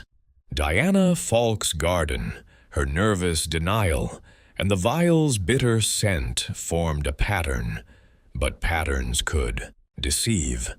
The other suspects, Victor, Evelyn, Tom, each had their own motives, their own opportunities. The truth, she knew, lay in the interplay of their actions, and she would find it, as she always did, by watching and waiting for the moment when the guilty betrayed themselves. Chapter 11. The Confrontation. The third day of the Ashfield Horse Show dawned with a fragile brightness, the clouds parting to reveal a sky of pale blue, as if the weather itself sought to lift the gloom that clung to the showgrounds. Miss Jane Marple, her tweed skirt and cardigan as impeccable as ever, walked the paths with a quiet determination, her handbag heavier with the weight of the vial she had found. Its bitter scent, redolent of belladonna, had sharpened her suspicions, particularly toward Diana Falk, whose family garden and nervous demeanor at dinner had woven a compelling thread in the tapestry of the crime. Yet Miss Marple, ever cautious, knew that suspicion alone was not enough. The truth required evidence, and evidence required care. The showgrounds buzzed with a strained energy, the crowd's enthusiasm tempered by the knowledge that Clara Wentworth remained unconscious in the medical tent, her condition stable but precarious. Inspector Crane, whom Miss Marple had met earlier that morning, was methodical in his inquiries, his notebook filled with timelines and statements. She had shared the vial with him, wrapped in her handkerchief, and his eyes had narrowed with interest as he turned it over in his gloved hands. "Belladonna, likely," he confirmed, sniffing cautiously. "We'll have it tested, Miss Marple, but it's a start. Where did you find it?" "Near the pavilion," she replied, her voice soft but precise. "In the grass, where it might have been dropped in haste. It's a small thing, Inspector, but small things often lead to larger truths." Crane nodded, though his expression remained skeptical. "It's circumstantial, but I'll have my men search Diana Falk's belongings. Her family's estate is known for its gardens, and belladonna's not common. If she's our poisoner, we'll find proof." Miss Marple's smile was gentle but knowing. "Proof is your domain, Inspector. I only observe that people, when pressed, often reveal more than they intend. Be gentle with Miss Falk. She may bolt if cornered too soon." Now, as the morning events unfolded, Miss Marple stood near the arena, her knitting bag at her side but her needles idle. Diana Falk was warming up her black stallion, her movements as precise as ever, though a faint tension in her posture betrayed her unease. Miss Marple watched, her eyes sharp behind her spectacles, noting the way Diana's gaze darted to the medical tent where Clara lay. Was it guilt, fear, or merely concern? In St. Mary Mead, Miss Marple had seen such glances before. A gardener's nervous look at a poisoned rose bush, a maid's furtive glance at a stolen letter. They were signs, not proof, but signs were the breadcrumbs of truth. Inspector Crane approached Diana as she dismounted, his manner polite but firm. "Miss Falk, a word," he said, gesturing toward a quieter corner near the stables. Miss Marple, unobtrusive as always, followed at a discreet distance, her small figure blending into the crowd. She positioned herself near a fence, ostensibly admiring a rider's form, but her ears were attuned to the conversation unfolding. "We've found a vial near the pavilion," Crane said, his voice low but clear. "It smells of belladonna, the same poison used on Clara Wentworth. Your family's estate grows the plant, I understand. Would you care to explain?" Diana's face paled, her cool facade cracking like thin ice. "A vial?" she said, her voice sharp with alarm. "I don't know anything about it. Yes, we have belladonna in our gardens. My mother's fond of rare plants, but I've never touched it. Why would I?" Crane's eyes narrowed. "You were seen near the refreshment tent, Miss Falk, moments before Clara took her drink, and you've made no secret of your rivalry. If you've anything to say, now's the time." Diana's hands clenched, her gloves creaking under the pressure. "I told you, I was adjusting my gloves. I didn't touch the tray. I wouldn't do that to Clara." Miss Marple, listening from her vantage point, noted the tremor in Diana's voice, the way her eyes flicked to the side as if seeking escape. It was a familiar pattern, one she had seen in St. Mary Mead, when a young man, caught pilfering from the church collection, protested his innocence too loudly. She stepped closer, her presence unthreatening but deliberate, and Crane acknowledged her with a nod. "Miss Falk," Miss Marple said, her voice gentle as a summer breeze. "You're a young woman of great talent and ambition. It's only natural to want to shine, especially when another's light casts a shadow. But shadows can lead us to dark places, can't they?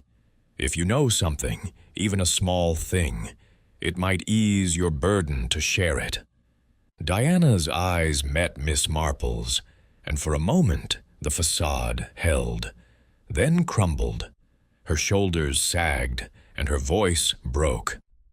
"I didn't mean to hurt her," she whispered, tears welling. "I just wanted her out of the competition for a day.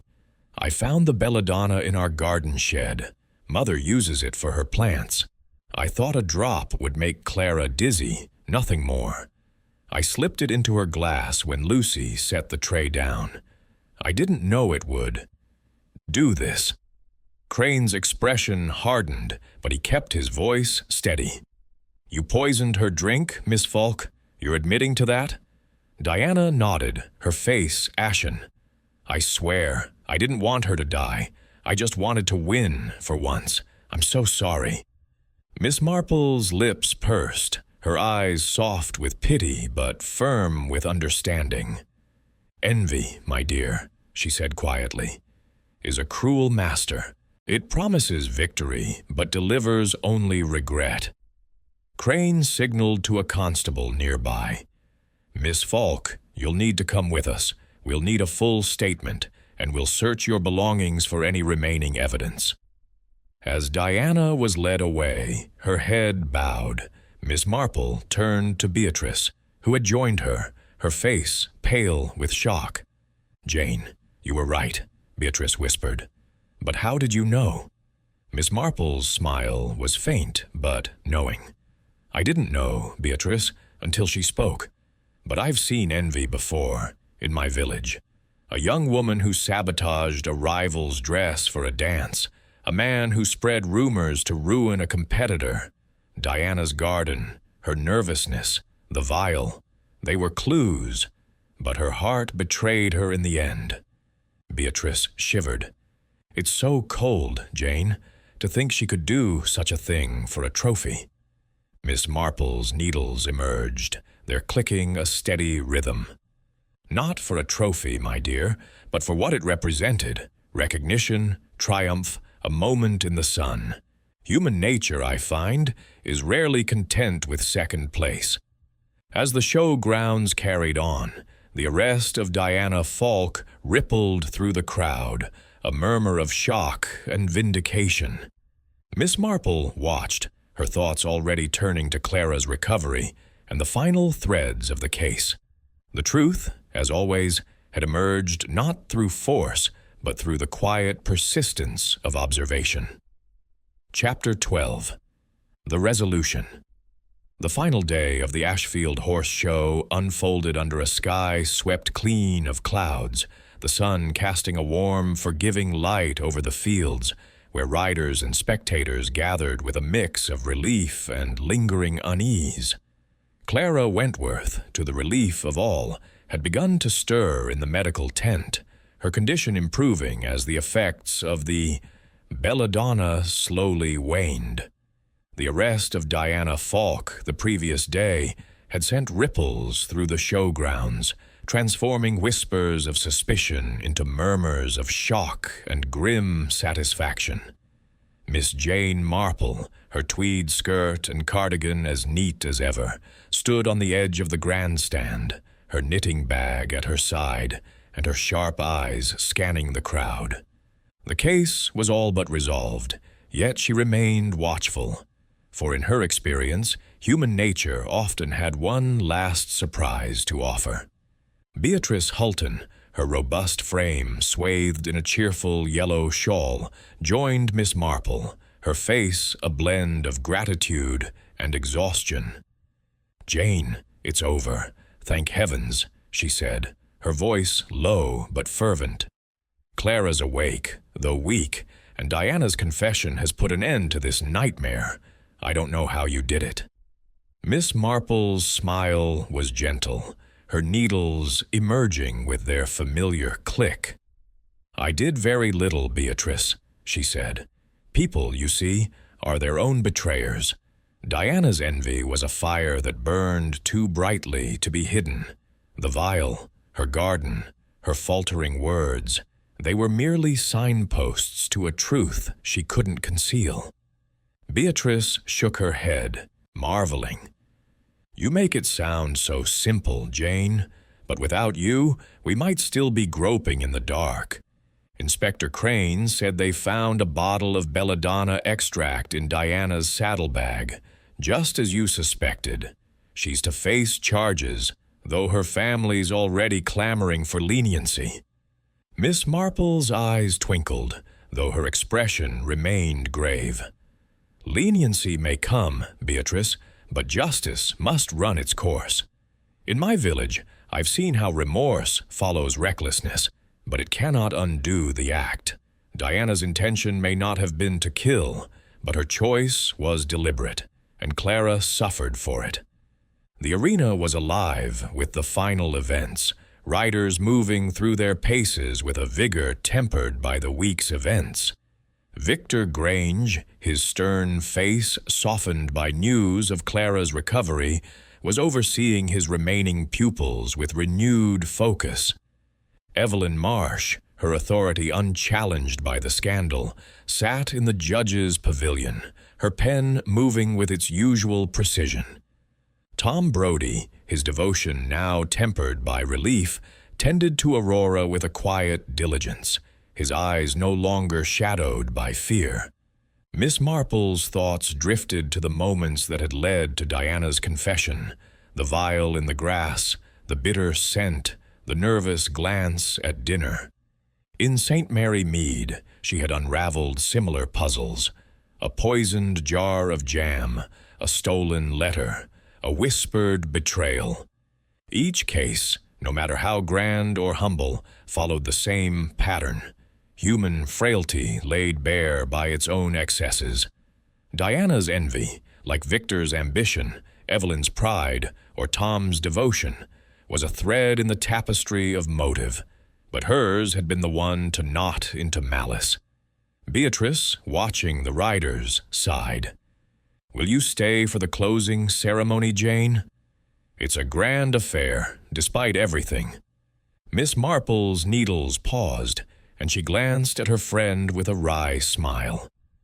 "I think, my dear, that I've seen enough of Ashfield's dramas for one visit. My train leaves this afternoon, and I've a garden to tend back in St. Mary Mead. But I shall carry the memory of this show with me. It's been most instructive." Beatrice laughed softly. "Instructive? You make it sound like a school lesson. Will you come back next year if I promise no more poisonings?" Miss Marple's eyes sparkled with mischief. "If there's trouble, Beatrice, I'm sure it will find me. But I hope, for your sake, that next year's show is less eventful." As they walked toward the station, Miss Marple's small suitcase in hand, she reflected on the case. The vial, the garden, the lemonade tray. They were mere props in a drama driven by human passions. Diana's confession had closed the curtain, but the stage of human nature, she knew, would always host new acts. She boarded the train with a nod to Beatrice, her knitting bag settled beside her, and as the whistle sounded, her thoughts turned to home. St. Mary Mead, with its quiet lanes and hidden secrets, awaited. Her and Miss Marple, ever watchful, was ready for whatever puzzles it might bring.